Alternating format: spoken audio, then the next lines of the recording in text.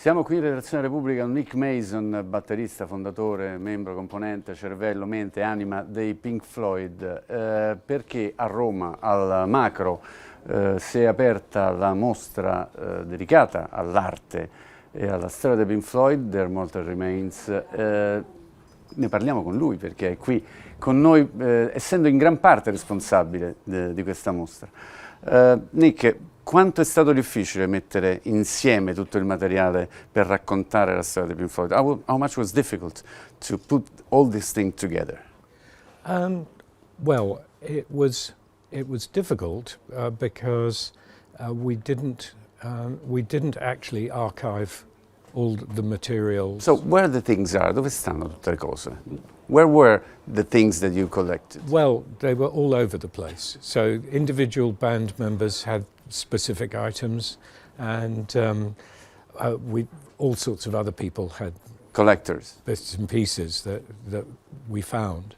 But very unlike the David Bowie exhibition, which was really the first of these big new exhibitions, he'd archived all his material perfectly, and we had none of that. So we were starting from scratch. But the big things like the material from the wall, you stored it some way, ma le cose più grosse come i materiali di The Wall le avete conservate da qualche parte? Yeah, we did. We had kept some things, but not enough really.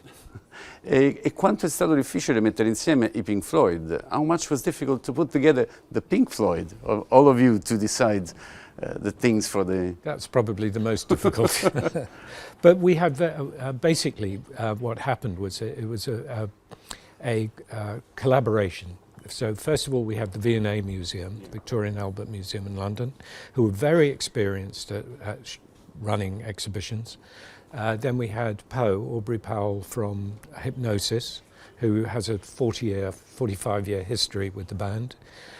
We had Sennheiser, who had now experienced how to run the sound element in an exhibition environment. We also had Stu Fish, who did all our stage work. Ray Winkler so we actually had this big committee that could sit around and work out how to do it. La mostra, più che una vera e propria mostra, lo è certamente, racconta la storia dei Pink Floyd, è anche un'esperienza.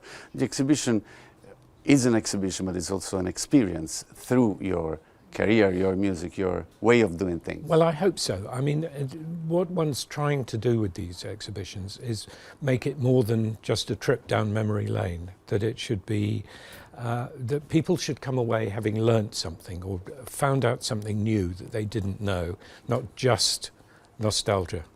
Pensi che sia anche un modo di tenere, che sia un'altra opera dei Pink Floyd, un modo di tenere viva la musica, l'arte e la band? Do you think there is another way to keep Pink Floyd alive, still alive? Yes, I think, I mean, it is, we're very privileged really to have a fan base which seems to jump some generations. We come from a generation where rock and roll was meant to be something that teenagers were interested in, and then they moved on, and that was a way of rebelling against parents. But now it's become something very different, and we're seeing younger people being brought in their parents have been the ones to introduce them to our music. Ve lo aspettavate che la musica dei Pink Floyd, l'arte dei Pink Floyd potesse diventare materia di studio, materia da museo? Did you expect that your music, your art would be something for a museum, for studying and things like that? Absolutely not. You know, again, we come from in 1967, no one believed that anyone could exist in this environment for more than 3 years, maybe 3-4 years. So it's been an extraordinary journey, really, to see the way that things have opened up, that so many other possibilities are there for the way shows are done, the way records are made, and so on. Nick Mason ha sicuramente avuto una vita straordinaria, ha incontrato personaggi straordinari, ha fatto delle cose straordinarie. Cos'è che gli manca oggi? You had an extraordinary life, you met extraordinary people, you've done extraordinary things. Now, what do you miss most of the things that you have done?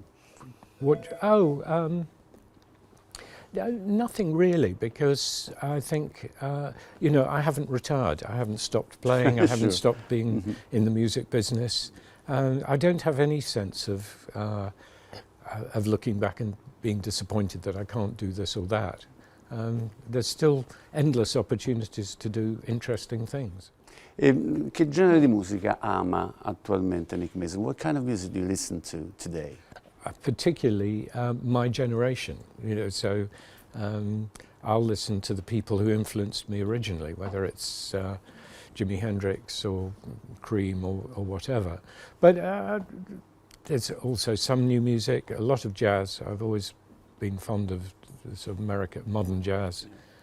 So the extraordinary thing is now, with the way the music industry works and the way music is dissipated, that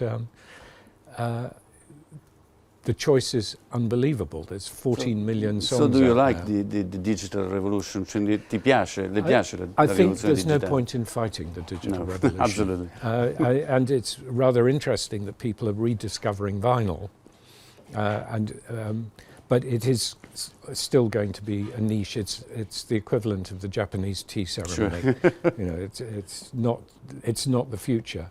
But I think streaming and the future of music through streaming probably is the way it's going to go. And I think it will eventually work to the benefit of musicians. The problem at the moment is that for young musicians, very hard to make a living.